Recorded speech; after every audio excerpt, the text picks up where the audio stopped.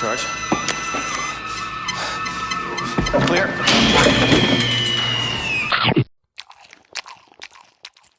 Welcome to Hamburgers and Horror, the home of meat, monsters, and medical malpractice. I'm Noah Hook, and today we're looking at Flatliners. This 1990 psychological horror follows 5 medical students hoping to find out where we go after death, and they are willing to find out the hard way.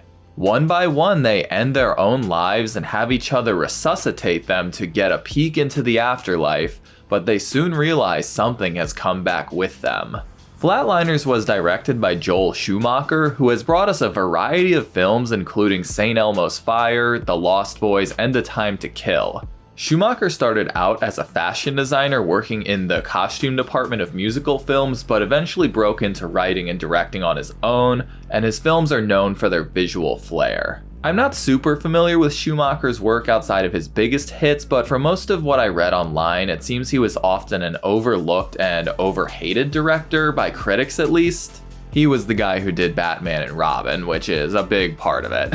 The screenplay was written by Peter Filardi, who also wrote The Craft and episodes of Chapelwaite and the Salem's Lot miniseries. But what Flatliners has going for it the most is its young cast of stars. The film features Kiefer Sutherland from Stand By Me, The Lost Boys, and Dark City, Julia Roberts from Pretty Woman, Aaron Brockovich, and Closer, Kevin Bacon from Footloose, Hollow Man, and Tremors, William Baldwin from Sliver, Virus, and Forgetting Sarah Marshall, and Oliver Platt from Beethoven, A Time to Kill, and X-Men First Class. The film was actually shot on the campus of Loyola University here in Chicago, where the cinematography was handled by Jan de Bont. We last discussed his work on my review of Cujo, and he also directed Speed and Twister, as well as shooting Die Hard and Basic Instinct. The score was composed by James Newton Howard of The Fugitive, The Sixth Sense, and Peter Pan. Flatliners grossed $61 million at the box office, doubling its budget, but it was met with mixed reviews from critics who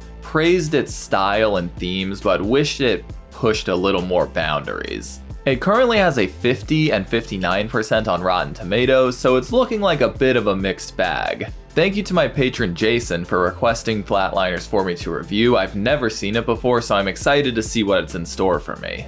Well, it's probably time we get started. Go grab your defibrillators. Well, it's probably time we get started. Go grab your defibrillators, folks, because we're watching Flatliners. The film opens on a variety of religious and mythological statues located on Loyola's campus, and medical student Nelson declares today a good day to die. We jump to the ER as fellow med student David tends to a wounded patient without permission, which promptly gets him scolded by the attending doctors. We also meet Randall, who is currently workshopping a title for his future memoir as a famous surgeon, and Rachel, who is documenting a woman's description of meeting God during a near-death experience. Randy reluctantly agrees to join in on some kind of plan Nelson has concocted, declaring his plans as horrific, and Rachel finds herself being hit on by a fellow student named Joe. They're interrupted by Nelson, who is also trying to recruit her to his project, which Joe has already signed on to. Turns out Nelson is planning to kill himself and have his peers resuscitate him, and despite her interest, she declines. After class, the boys question whether Nelson has the guts to go through with it or not, and the latter gets word that David has been suspended from the program. David has decided he's done for good, but Nelson would like him and his need to save people by his side tonight. David is the only one he trusts to bring him back, and after a bit of begging, it seems Nelson is able to convince him. Joe seems to be making a non-consensual sex tape when Nelson calls to remind him to bring his camera. And that night, he and Randy gather the necessary tools for death and resurrection. Nelson informs them of every step they need to take to kill him, allowing him 1 minute to explore the afterlife, and every step they need to take to revive him. Looks like Rachel couldn't help herself, and she agrees to handle the injections. The boys start getting cold feet, believing Nelson is doing this for fame and fortune, although Nelson says he's doing it for the good of mankind. They put Nelson to sleep and the boys decide to bail, that is until David arrives ready and willing to kill him. Once his temp drops low enough, David hits him with the defibrillators, effectively stopping his heart. His brain goes dead and the students start the clock, and I guess Nelson is floating through a field of flowers? They reheat his body and prepare to defibrillate again as Nelson envisions 3 boys and a dog, but the vision starts getting spooky as they try and fail to resuscitate him. They do eventually electrocute him back to this world, and the med students are pumped with their incredible scientific achievement. They sneak away in David's absurd military-style truck, and Nelson tells them that while it isn't the generic light at the end of the tunnel, there is definitely something out there. He also shares with David that he feels more highly tuned. He can now hear and feel the faintest of sounds from great distances. David joins the others inside, who are all chomping at the bit to see the afterlife next. Joe ultimately claims the next spot by promising to die for 90 seconds. Nelson notices a dragging sound getting closer, which turns out to be the dog from his vision, who is now injured and whimpering. His name is Champ, and it looks like Nelson's memory involving him isn't the happy frolicking I thought it was. Rachel opts to watch over Nelson that night, and there are obviously a lot of side effects that come with dying. Joe throws on a recording of his fiancée Anne, who is not the lady he was banging earlier, and on the phone he tells her how much he loves her just in case something happens to him. Well, that something involves a lot of erotically shot women, which is what Joe is experiencing while the others struggle to resuscitate him. David manages to save the pervert, and he describes his experience as a friendly, erotic, feminine force guiding him towards something. Randy declares they've discovered the last great frontier, but David admits he doesn't buy any of it.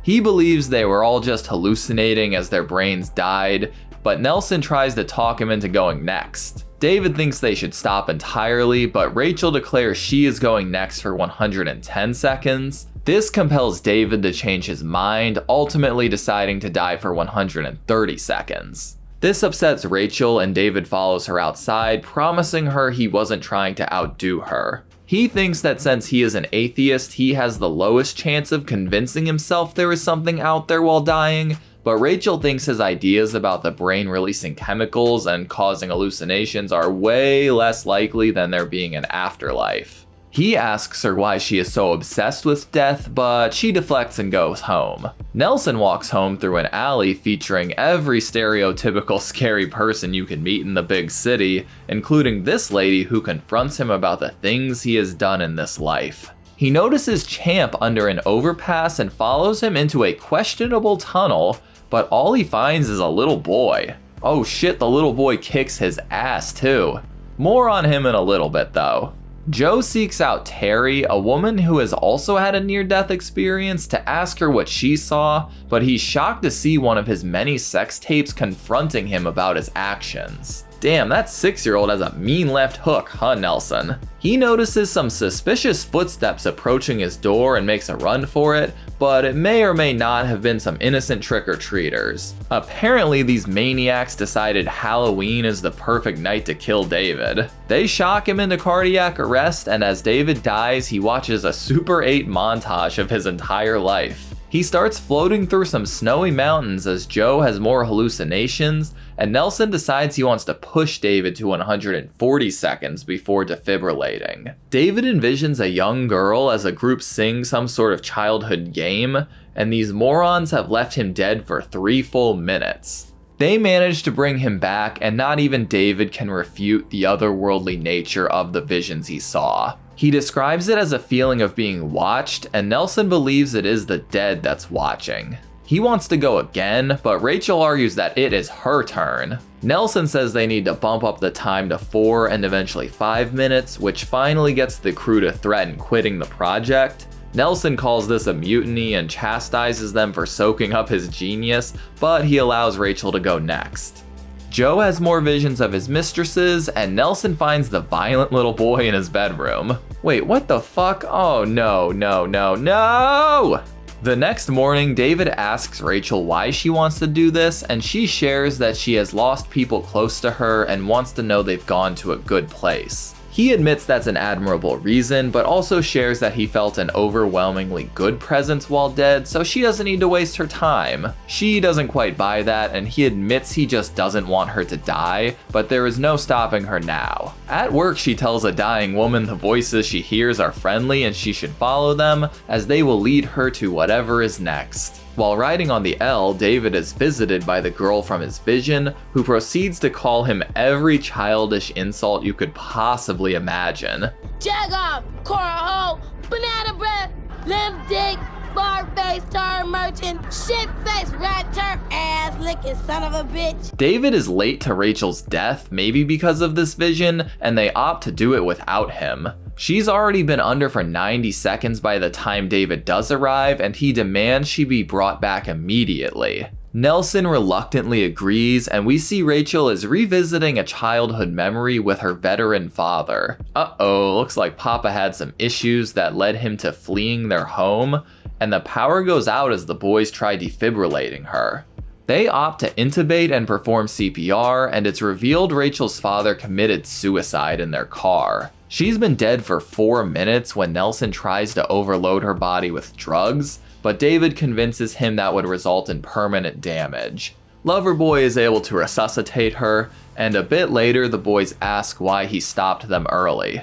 David shares that while he was on the train, he was visited by Winnie Hicks, a girl from his elementary school he used to bully. Joe also shares his horde of sex tape hauntings, and Nelson finally owns up to being attacked by a boy named Billy Mahoney. Randy is horrified at the idea these visions can physically touch them, and Nelson describes it as their sins following them back to life. They are pissed Nelson didn't share this issue before they all died as well, but he is excited to learn what Rachel experienced. Well, she's experiencing something right now, isn't that right, Mr. Rachel's dad? Nelson has bought a whole lot of locks to keep Billy out, and David fills Rachel in on the potentially vengeful spirits following them.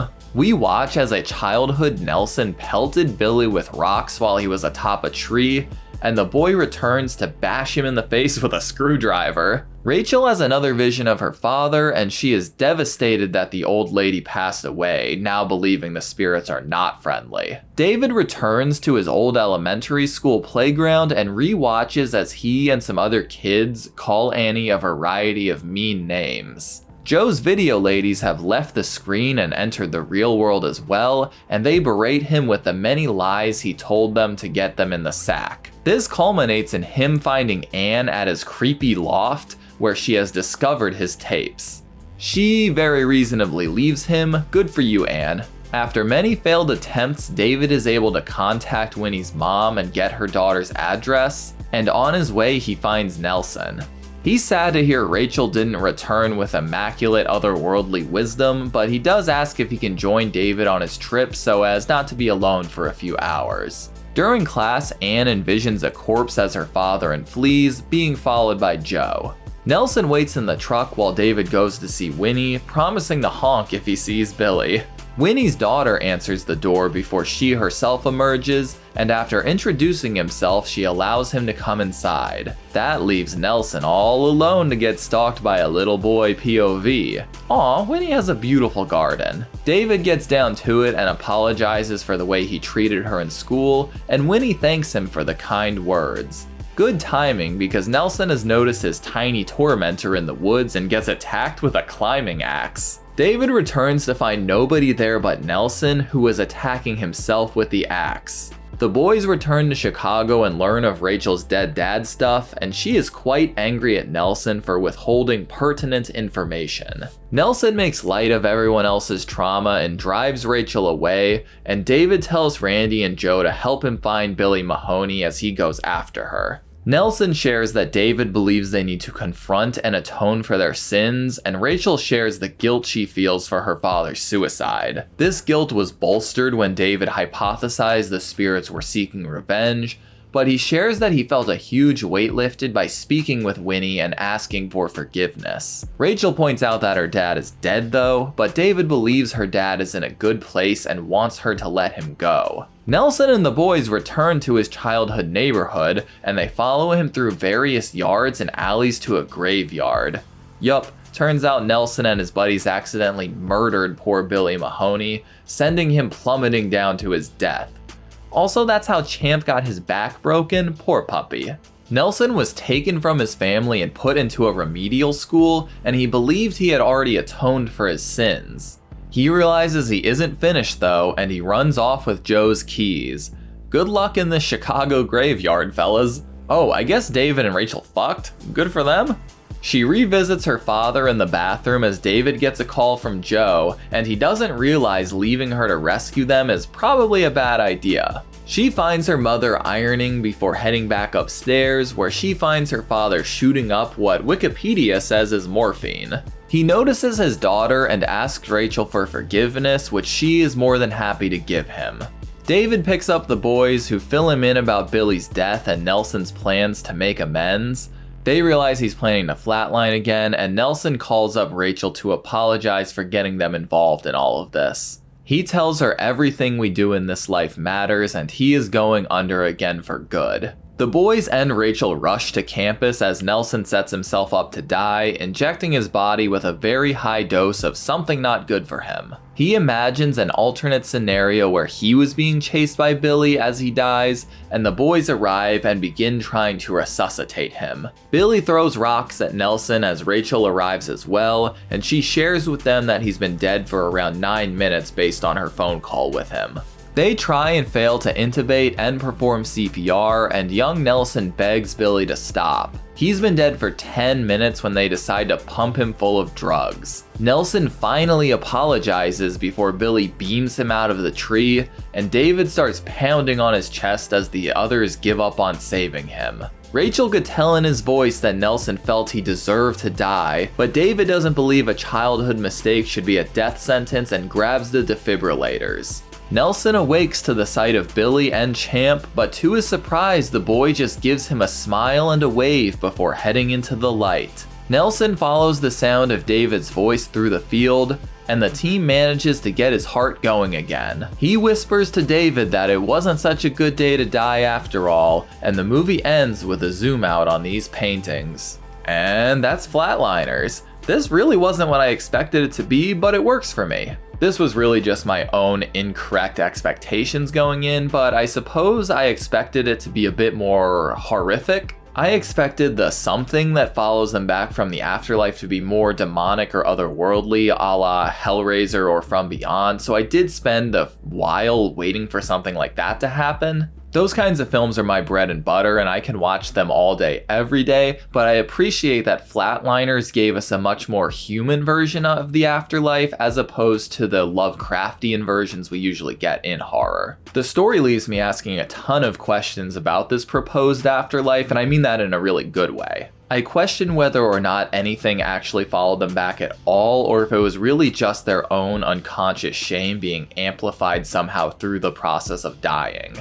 I could buy Rachel's dad and Billy Mahoney waiting in purgatory or something for them, but Joe's ladies and Winnie were both still alive, so they were not truly present during the visions. The characters were triggered back to their greatest moments of guilt, creating these hellish hallucinations that could actually be therapeutic if they were open to apologizing, or in Rachel's case, forgiving.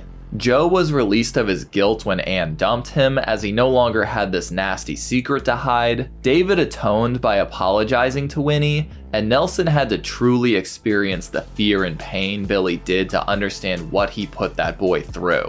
I will say that Joe's actions were really downplayed, both by his peers and the film itself. Flatliners definitely plays with the typical Christian understanding of heaven and hell, turning the afterlife into a much more individual experience than most think of it as. There are a lot of metaphorical and visual nods to the Greek tale of Prometheus, who was forced to have his liver eaten and regrown for all of eternity for stealing from the gods, just as the students meddled into a realm they never should have. The characters have to constantly relive their guilt now, but at least here they are offered the opportunity to atone and apologize, breaking the cycle. From a technical standpoint, there is a lot of great stuff going on. For me, the lighting and cinematography stands out the most, and it combined with the gothic set design gave the film a great mood. I'm sure this goes without saying, but the cast is phenomenal. They nail the weird specificities of their characters and bring a ton of emotion near the finale. With Schumacher at the helm, a lot of people refer to Flatliners as a sort of post-Brat Pack film,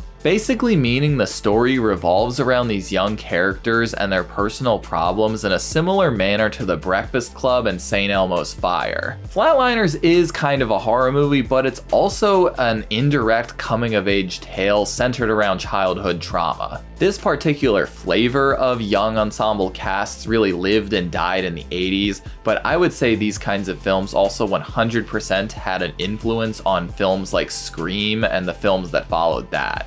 Flatliners obviously doesn't have the sarcasm or bloodshed of Scream, but I think it exists somewhere between Brat Pack melodrama and the postmodern slashers that would boom later in the 90s. I do have to say I felt like the stakes were fairly low given the concept of the film most of the time. Aside from Nelson at the end, I never really felt like anyone's life was truly in danger. By the end, I was able to get down with Billy Mahoney as the film's sort of antagonist, but at first it took me a while to take his attack scenes very seriously. But there were a lot of scenes like Rachel's father, the train scene, and Poor Sweet Champ that were really absurd and creepy. And overall, the film has a really great visual style that creates a really otherworldly feeling without relying on too many effects. So while I wish the film was a little bit more creepy and intense, I think it accomplishes something pretty unique. All in all, Flatliners is a solid thriller. It has well-developed characters, beautifully gothic cinematography,